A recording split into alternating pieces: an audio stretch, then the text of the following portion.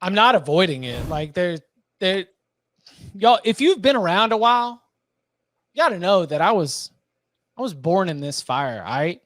Like I was in Kenan Stadium when I was sold this bill of goods, like something special was about to happen. 1997, undefeated, game day in town. Florida State comes in, and then you're like, oh. And there have been like rug being pulled out of you moments like forever in North Carolina football. And Virginia on the CW is not that moment, but I'm just telling you that like the idea that you are not going to be accomplishing all of like your wildest fantasies is just something that is like deeply ingrained. So there's not a massive crash and burn for me emotionally. There are generations of North Carolina fans after me that did not experience that. All right. So they might be feeling a little differently. But oh boy, for the South's oldest rivalry, Reconstruction era hate between Virginia and North Carolina, to have that blemish of a home L as a 24-point favorite, that was a damn near Clemsoning by the Tar Heels on a night when Clemson had a Clemsoning. No, that's not a Clemsoning by Clemson, but you get that was a Clemsoning by North Carolina. Yeah. No, I mean, there's no other way to say it. Like, are we so far past Clemsoning that the audience may not know what Clemsoning is? I think our audience knows, but for those who don't, Clemsoning is just being everybody thinking you're good and then pooping your pants when you're not supposed to, because that's what Clemson did for a very long time before they finally until they broke through and won the national championship. Mm-hmm. Right. Like during the rise, you'd get really excited about Taj Boyd and an electric offense that had Sammy Watkins and Nuke Hopkins. Because guess what? Those Sammy Watkins, Nuke Hopkins teams did not win the national championship. It was Hunter Renfrow that won the national championship. That'd be a lesson to you. Yeah, that was the Clemsoning was with those first iterations of it. But man, it's Virginia traded paint with them. Like came out, scored the first touchdown, ran the ball effectively, like made horrible mistakes that should have cost them the game, and North Carolina could not capitalize on it. It was a bad loss for the Tar Heels. Okay, I got to do it to you. I'm sorry. Guess who only completed half his passes again tonight? Oh, it's Drake Maye. Mm-hmm. Guess who's got that Juan Marichal windup that caused him to hold on to the ball too long and get it knocked loose late in the game when North Carolina's driving to win? Just telling you, man. I see the talent. The execution is not there, or at least it's inconsistent. What is going on with the other receivers there? Like 18 targets to Tez Walker, which granted, like it's Tez Walker. Cool. Like he's really, really good, but is it just he doesn't trust the other guys, or are the other guys not trustworthy? What do you think on that? I think Tez Walker's just open. Yeah. But I do think like there was definitely a part of it watching it. And I didn't watch this super close, but I watched it in the most of the second half because when I realized what was going on.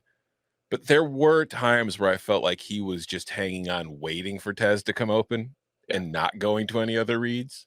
So there's definitely some kind of dependency on that one. So whether it's he just doesn't trust him or if they just weren't getting open, I couldn't tell from the TV angle. But he was definitely just like locked on, waiting for Tez to run through an open spot in the zone. How is Virginia rushing for 228?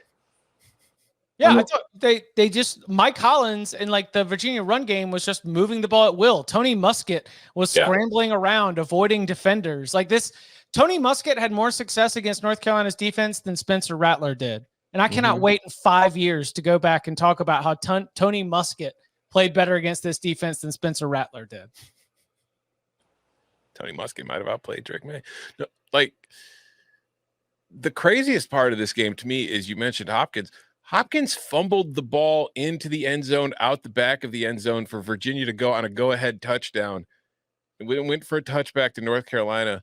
And Virginia still won this game. Like that is the kind of thing that happens where you're like, oh, game over. Sorry, Virginia, you had your shot and you just blew it. But they, North Carolina responds, drives right back down the field, and then Virginia gets a 4th down stop inside the red zone and says, nope, we're not letting you do this to us. And I felt like that moment when they got that 4th down stop, I was like, oh my God, the Hoos are going to win this game.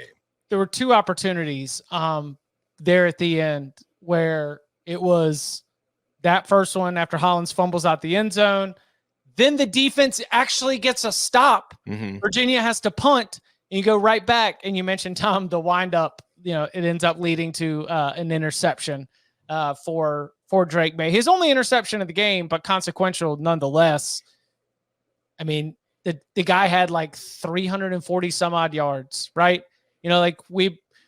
Tom and I got roasted on Inside Carolina because our right off the top of our head reaction was like, I don't know, man, that wasn't a really great game. And it was like 4 touchdowns, ACC quarterback of the week. How is that a bad game? And I was like, it was my eye, right? I saw a lot of misses, I saw a lot of misses. And there is a read where it's like 342 yards.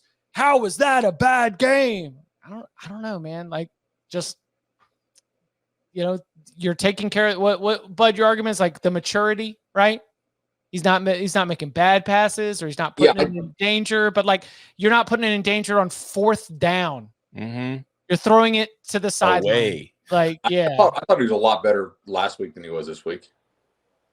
Relative to the quality of the defense too. UVA is a horrid defense. Yeah. Everybody moves the ball on them, other than I guess the Wolfpack. I mean that's what are they, 6.4 per play? That should be like 7.5, 8.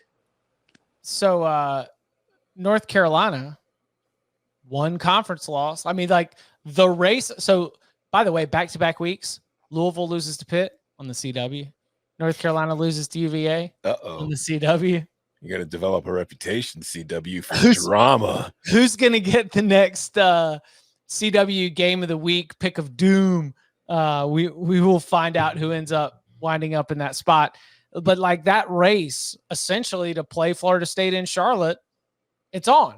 1 loss Duke, 1 loss Louisville, 1 loss North Carolina. Louisville and North Carolina don't play. We know that, but Duke and Louisville play. They play next week. North Carolina and Duke, they're going to be playing on November 11th. That will be the final home game of the season. Then North Carolina goes to play Clemson in Death Valley. Then they play at NC State Friday of Thanksgiving weekend. I think I'll have to actually pull up a standings. I don't know if our audience really cares that much about the ACC title race, but I kind of feel like that's about the picture right now in the ACC. I mean, everybody is a lot more alive than they thought they were, right? Miami is not totally out of this. Fair. Kind of crazy, but there's a lot of teams that are. Clemson is not, but this is a wide open race. Clemson's 4-3 with 3 conference losses. You're done. They're done. Dunzo. But still, this is a really wide open race. Florida State's not even locked in yet. I mean, most likely, but Miami's the toughest game left. Do you think hosting Miami's tougher than going at Pitt? Yes. Wake just beat Pitt. Yeah, but Pitt beat Louisville. Yeah, but it was in what's it called? The refractionary period. Jeff Romney's doing it. That shouldn't last a week. I don't know what's going on with Jeff, but he should go see his doctor about that if it's lasting that long.